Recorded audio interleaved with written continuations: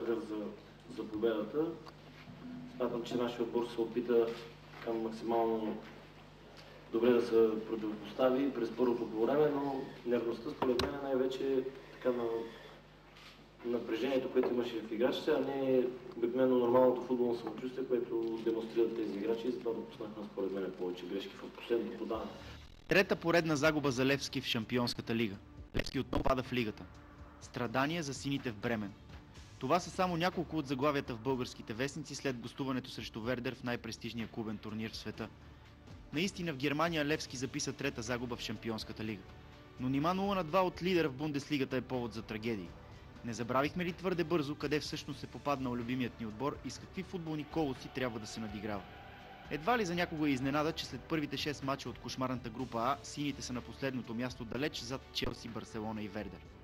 И ако изходът от срещите с европейските шампиони на Франк Райкард и милионерите на Жозе Моуриньо бе повече или по-малко предизвестен, запалените левскари тайничко се надяваха любимците им да натрият носа на надменните германци.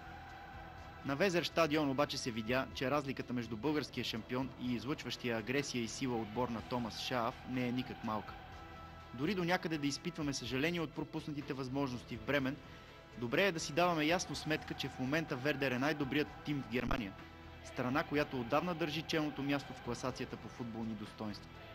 Самият факт, че 3 дни след победата над Левски, Торстен Фринкс, Диего и компания размазаха за втори път в разстояние на 2 месеца всепризнатият властелин в Бундеслигата Байерн, говори достатъчно за класата на бременци.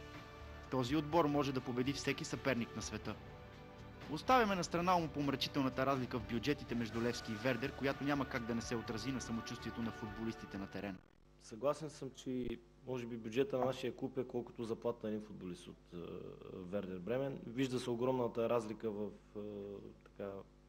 най-вече в финансово отношение между двата клуба.